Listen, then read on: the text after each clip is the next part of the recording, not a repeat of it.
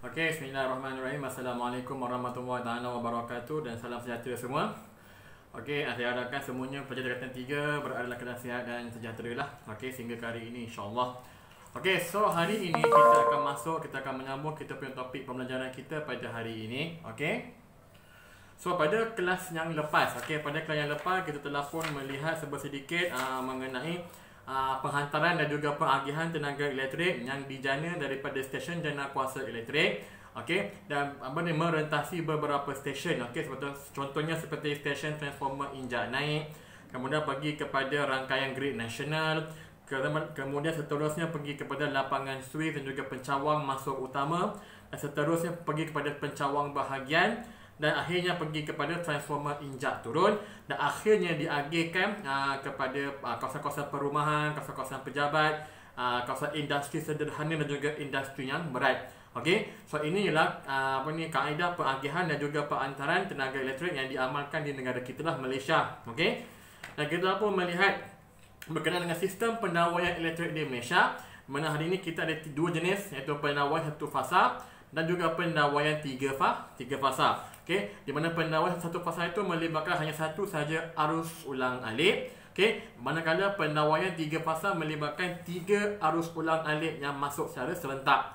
Okey, dan selalunya pendawaian satu fasa ini dia lebih kepada kawasan-kawasan yang penggunaan tenaga elektriknya adalah bawah ataupun kurang daripada 10 kW ataupun 50 ampere. So jika lebih daripada 10 kW tenaga digunakan, maka digalakkan menggunakan pendawaian 3 fasa supaya lebih stabil. Okey.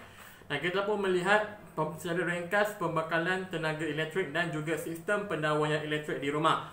So daripada pencawang utama, sampai kepada tiang-tiang utama, masuk kepada rumah kita. Daripada kabel utama yang besar hitam tu, dia akan masuk ke mana? Dia akan terus masuk ke kita punya main box kita yang berada di luar rumah tu. Dia akan masuk dekat kita punya fuse, fuse, so masuk pada fuse, masuk ke ke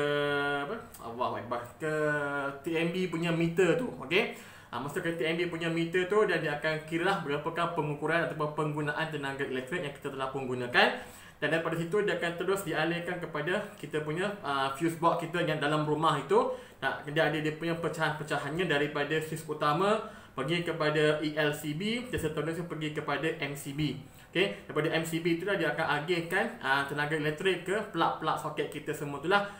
Kalau macam plug-plug seperti yang melibatkan pencahayaan, selalunya hanya melibatkan dua sahaja wayar, iaitu wayar hidup dan juga wayar neutral. Kalau macam yang plug soket yang 3 palam semua tu, selalunya dia akan ada 3 dawai, iaitu dawai hidup, dawai neutral dan juga dawai bumi. So hari ini kita tengok kepada konsep palam. So biasanya dekat dunia ini dia bergantung kepada region, bergantung kepada bahagian ataupun bergantung kepada negara. Palam-palam elektrik mereka ni berbeza. Contoh macam kat Malaysia, dan juga negara-negara seperti Hong Kong dan sebagainya, kita menggunakan palam 3 pin yang berbentuk petak. Macam negara India, selalunya negara India menggunakan palam 3 pin tapi pin yang berbentuk seperti bulat. So ada setengah negara seperti Jepun ataupun Eropah, mereka menggunakan palam 2 pin. So bergantung kepada setiap bahagian negara di dunia ini, palamnya berbeza-beza. Sebab itulah kita ada universal adapter. So siapa yang suka travel ataupun yang memang kerap kali travel ke luar negara, memang akan ada satu universal adapter supaya plug mereka boleh digunakan di negara-negara lain. Basically kita ada dua saja jenis palam, iaitu palam 3 pin dan juga palam 2 pin. So bezanya palam 3 pin dan juga palam 2 pin ialah dari segi penggunaannya lah. So palam 2 pin selalunya digunakan untuk alat-alat yang simple, seperti pengering rambut ataupun mungkin macam radio dan sebagainya. Alat yang simple, yang mana palam ini dia akan memperoleh tenaga elektrik daripada soket pada dinding melalui palam 2 pin. Dan untuk palam 3 pin selalunya untuk yang peralatan yang lebih heavy duty, seperti macam stereka, cerit elektrik, komputer, aircon, TV. So mereka menggunakan palam 3 pin. Jadi dalam palam tersebut, kalau kita buka palam, kita akan dapat ada 4 struktur utama yang kamu kena tahu. 3 dawai dan 1 fuse. Kalau 3 dawai itu ada 3 jenis, iaitu yang dipanggil sebagai dawai hidup, dawai bumi dan juga dawai neutral. dawai hidup ini ialah dawai yang akan membawa arus elektrik daripada soket kita tu masuk ke dalam palam tersebut. Itu ialah dawai hidup. Selalunya dawai hidup ini berwarna perang. Okey. Yang kedua ialah dawai neutral. Okey, dawai yang berwarna biru. Dan yang ketiga ialah dawai bumi. Yang dawainya berbelang-belang antara hijau dan kuning. So warna-warna dawai ini memang dah tetap. Okey, ada piawai antarabangsa.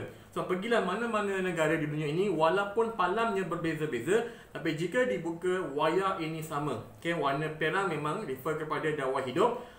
Dawai hijau kuning ialah dawai bumi. Dawai biru ialah dawai neutral. Okey, so memang warnanya sudah pun ditetapkan secara antarabangsa. So memudahkan kerja-kerja technician lah untuk nak membaik pulih dan sebagainya. Okey, so itu ialah dawai. So dawai hidup dia akan membawa arus yang hidup daripada soket masuk ke dalam palam. Dawai neutral, okay, dia hanya akan menetralkan apa sahaja yang lebihan-lebihan arus yang ada. Manakala dawai bumi penting. Okay, dawai bumi ini dia akan membawa apa sahaja voltan dan juga arus yang berlebihan untuk dimatikan di dasar bumi. Okey, so ini ialah 3 dawai. Dan seterusnya kita ada satu fuse. Okey, so fuse ini, okey, apa tu fuse? So fuse ini merupakan salah satu komponen keselamatan dalam sistem pendawaian kita di rumah. Okey, so kita ada banyak komponen-komponen keselamatan, okey, yang kita nampak dekat rumah kita. Pertama, kita ada switch utama, okey, yang mengawal kemasukan arus elektrik daripada luar ke rumah kita. Okey, itu switch utama. Yang kedua, kita ada ELCB, okey, earth leakage circuit breaker. Okey, yang ketiga kita ada MCB, miniature circuit breaker. Okey, dan kita ada lagi dawai bumi, okey, yang bertindak sebagai pembawa arus lebihan ke dasar bumi untuk dimatikan. Dan kita ada mungkin kalau ada fuse yang kita akan mention sebentar lagi, kita ada fuse. Dan kita ada pengalir kilat. Kadang-kadang kalau macam bangunan yang tinggi-tinggi, selalunya akan ada satu macam batang besi di atas bumbungnya. Okey, itu ialah pengalir kilat. Okey, untuk nak memastikan kilat yang menyambar bangunan itu tidak akan menyambar kita punya main box. So, dia akan terus masuk dekat batang besi itu dan dia akan terus dialihkan ke bumi ataupun dimatikan ke bumi. So ada banyak komponen-komponen yang memang kita dah device kan untuk memastikan keselamatan dalam sistem pengagihan tenaga elektrik kita ini. Okey, so kita masuk kepada fuse. Okey, apakah itu fuse? Okey, so fuse ini merupakan satu struktur, okay, yang mempunyai seutas wayar halus dan pendek. Okey, dan mudah menjadi panas dan melebur apabila arus yang mengalir melaluinya lebih besar daripada nilai fuse. Okey, so fuse ini secara asasnya dia satu struktur. Okey, dalamnya tu ada satu wayar. Okey, wayar ini wayar yang pendek dan halus. Okey, dan wayar ini sangat sensitif kepada arus.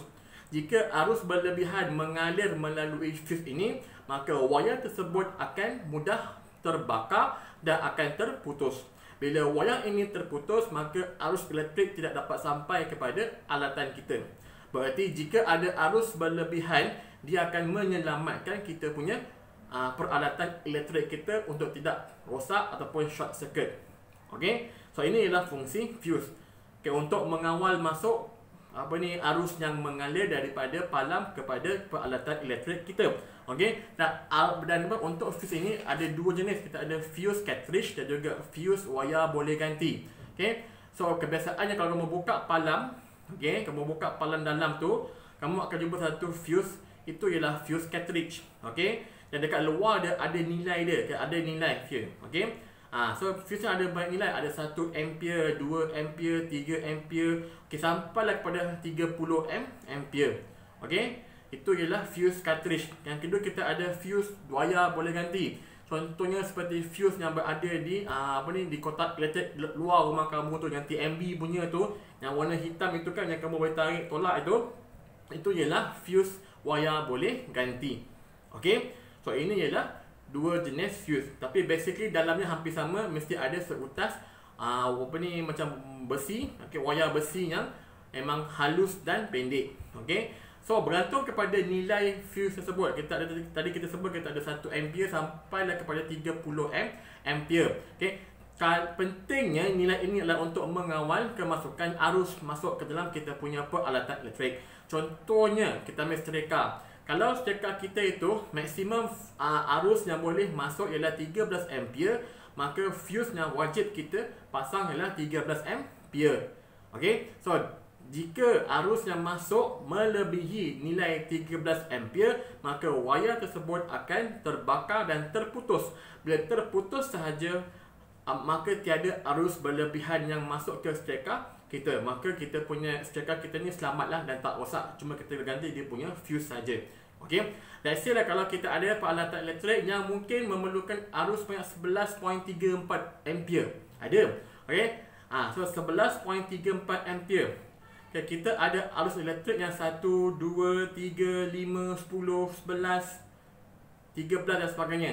Okay, so untuk nak memilih fuse yang sesuai, selalunya kita akan pilih fuse yang nilainya lebih besar sedikit daripada nilai yang diperlukan. Contohnya kalau 11.34 ampere arus yang diperlukan, maka fuse yang sesuai kita masukkan ialah sebanyak berapa? Kita akan masukkan sebanyak 13 ampere. Okay, so ini yang terbaik lah. Okay, so kita akan menggunakan atau pemilihan fuse ini bergantung kepada nilai arus maksimum yang mengalir melalui 1 liter ataupun peralatan elektrik. Okey, dan fuse yang bakal digunakan juga sepatutnya mempunyai nilai yang lebih tinggi sedikit, okey, daripada arus maksimum yang mengalir melalui 1 liter ataupun peralatan elektrik dalam keadaan operasi biasa. So that's why kalau kita ada satu alatan yang memerlukan 11.34 ampere, maka fuse yang terbaik yang kita akan pilih ialah 13 ampere. So dia lebih tinggi sedikit daripada nilai arus yang maksimum yang diperlukan. Okey, itulah bagaimana kita memilih fuse yang betul untuk memastikan keselamatan alatan elektrik kita supaya tidak rosak dan short circuit. Okey. So apa lagi ciri-ciri keselamatan? Tadi kita kata ada dawai bumi. So dawai bumi sangat penting. Okey, dawai bumi ini dia penting sebab apa? Sebab dia akan membawa apa sahaja arus yang berlebihan kembali semula untuk dimatikan di tanah. Okey. So kalaulah kamu suka hack, okey, kamu kalau pandailah, kalau kononnya lah pandai electrical, okay, kamu hack, okey, palam tu kamu pasang wayar hidup dan juga wayar neutral, tapi kamu tak pasang wayar bumi. Ada, saya selalu kat asrama selalu buat. Okey, bukan tak tahu kan. Okey, so bila kamu hack, kamu hanya pasangkan arus sampai dawai hidup sebab kamu nak dapatkan sumber tenaga. Dan kamu hanya pasang wayar neutral, tapi kamu terlupa nak pasang dawai bumi. Okey, so apa yang berlaku ialah alatan itu boleh hidup. Okey, satu kamu guna stereka. Stereka itu boleh digunakan. Okey, tetapi tanpa dawai bumi dia menyebabkan risiko kamu akan terima rencatan elektrik. Sebab bila kamu tak pasang dawai hidup dekat palam dan kamu terus on saja, kalaulah kamu terpegang bahagian besi stereka itu, kamu boleh mengalami ataupun boleh menerima rencatan elektrik. Sebab apa? Sebab arus yang berlebihan tidak dimatikan ke bumi, menyebabkan arus tersebut berkumpul pada permukaan logam alatan tersebut. Kalau kamu sentuh bahagian logam itu, kamu akan terkena rencatan elektrik. So benda ini banyak berlaku kat rumah, okay, kat kawasan-kawasan industri dan sebagainya, okay, di mana kita nak ambil mudah terhadap keselamatan dan penggunaan peralatan elektrik kita. Okay, sebab itulah kita kalau nak membaiki satu alatan elektrik ataupun nak panggil orang untuk betulkan kita punya fuse box ke apa, panggillah technician elektrik yang bertauliah. Okay, ramai di luar sana yang bertauliah. So panggil sahaja, insya-Allah selamatlah. Okey, mereka akan tolong buat sebab mereka tahu apa yang mereka buat. Okey, kalau kita ni kalau setakat yang basic-basic tu kita boleh buat. Okey, tapi yang hardcore punya janganlah memandai-mandai. Itu saja dia punya tips sebenarnya kalau nak selamat daripada kena rencatan elektrik ataupun mungkin short circuit yang boleh menyebabkan meletup ataupun kebakaran. Okey, sebab banyak hari ini berlaku kebakaran bila disiasat oleh pihak bomba disebabkan oleh short circuit pada litar elektrik. Okey, ataupun mungkin short circuit pada peralatan elektrik. Okey, bila cek rupa-rupanya pendawaian tak betul. Okey, so banyak benda ini berlaku. So kena ada ilmu jugalah bila kamu nak handle alatan-alatan elektrik. So kena faham tentang konsep fuse. Okey, apakah itu fuse? Okey, apakah jenis-jenis fuse? Bagaimana kita nak pilih fuse yang sesuai dengan kita punya peralatan elektrik? Okey, so kena lebih sedikit daripada nilai arus yang diperlukan. Okey, kemudian kita tengok pula pada pendawaiannya. Okey, pendawaian bumi, hidup dan juga neutral. Okey, apakah koding warna-warnanya yang telah pun ditetapkan secara antarabangsa. Biru untuk neutral, perang untuk hidup, belang hijau kuning untuk wayar bumi. Okey, apa signifikannya? Kena pastikan bahawa setiap peralatan elektrik ini dipasang dengan betul benda wayarnya, ada fuse-nya dan sebagainya. Okey, so kita kena sentiasa berjaga-jaga. Okey, gagal mematuhi peraturan ini akan menyebabkan keburukan pada diri kita juga. Okey, so kena pastikan electrical tu sentiasa update. Okey, kalau kat rumah ke, dekat sekolah ke, dekat mana-mana sekalipun, memang kena cek secara berkala. Okey, kalau dah lebih daripada 10 tahun, memang kita galakkan untuk dibuat balik check up balik oleh technician yang bertauliah. Jika perlu rewiring lah. Okey, walaupun kosnya mahal, tapi hal ini antara duit dan juga keselamatan, bagi saya kita beratkan kepada keselamatan kita. Okey, ada rumah contohnya pada asalnya menggunakan satu fasa. Okey, tapi mungkin dalam rumah itu dah lama, lepas 30 tahun dah tambah banyak benda, dah ada aircon setiap bilik, mungkin dah banyak menggunakan oven, microwave, ada 2 peti ais. So satu fasa memang tak cukup saya rasa. So kalau rumah itu dah banyak tambah-tambah, saya rasa better buat rewiring, tukar daripada satu fasa kepada 3 fasa supaya lebih stabil dan lebih selamat. Okey, memang kosnya beribu-ribu, memang berbelas-belas ribu, tapi fikirkan keselamatan ahli rumah kita. Okey, so inilah penerangan berkenaan dengan pembekalan tenaga elektrik di rumah-rumah, sistem pendawaian dan juga sistem keselamatan yang ada pada peralatan elektrik pada rumah kita. Okey, kita ada 2 jenis palam, K3 dan 2. Beza pun tak adalah operator teruk sangat, sama saja hampir. Cumanya selalunya 2 palam lebih digunakan untuk peralatan yang simple seperti hair dryer, radio dan sebagainya. 3 palam lebih kepada yang lebih hardcore seperti seleka, oven, komputer dan lain-lain lagi. Okey, right, itu saja untuk hari ini. InsyaAllah kita akan berjumpa lagi. So, sekian, terima kasih. Assalamualaikum warahmatullahi wabarakatuh.